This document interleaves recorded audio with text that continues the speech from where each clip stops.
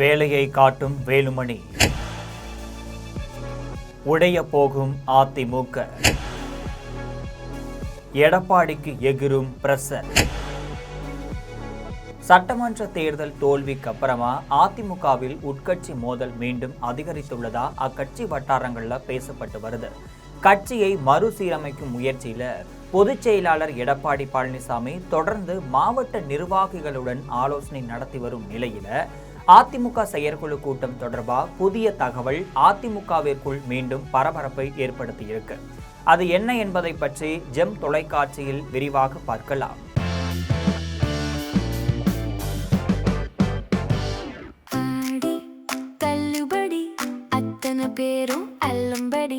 ஆறு முதல் 60% வரை ஆடி தள்ளுபடியுடன் சூப்பர் சரவணா ஸ்டோர்ஸ், சென்னை, மதுரை, கோவை.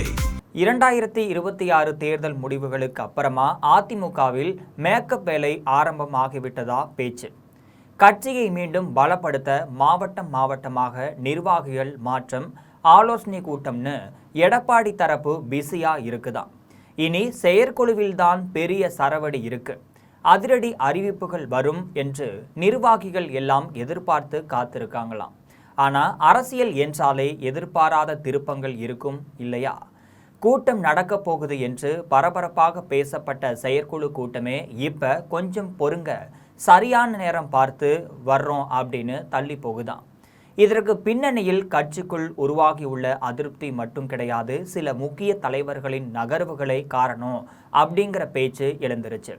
ஜெயலலிதா மறைவிற்கு அப்புறமா நடைபெற்ற சட்டமன்ற, மக்களவை மற்றும் உள்ளாட்சி தேர்தல்களில் அதிமுக தொடர்ந்து பின்னடைவை சந்தித்து வருது. குறிப்பாக சொல்லப்போனா 2026 சட்டமன்ற தேர்தலிலும் தோல்வியை சந்தித்தால் கட்சியின் எதிர்காலம் மற்றும் தலைமையின் செயல்பாடு குறித்த பல்வேறு கேள்விகள் எழுந்திருக்கு.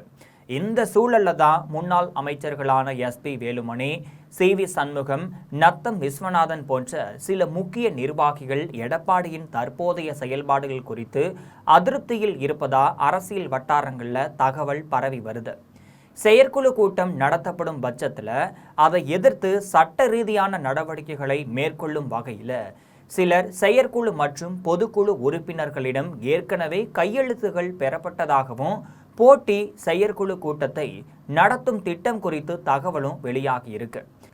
இந்த நிலையில தான் கூட்ட நினைத்த செயற்குழு கூட்ட திட்டத்தை கைவிட்டு இருக்காரு எடப்பாடி பழனிசாமி.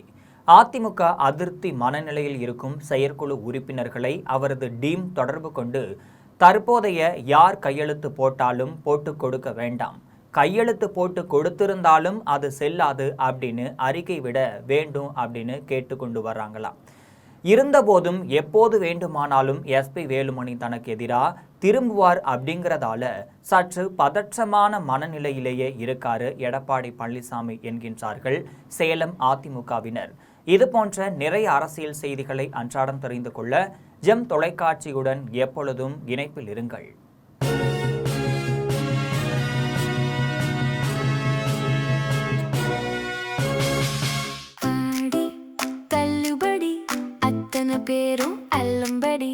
ஆறு முதல் 60% வரை ஆடி தள்ளுபடியுடன் சூப்பர் சரவணா ஸ்டோர்ஸ், சென்னை, மதுரை, கோவை.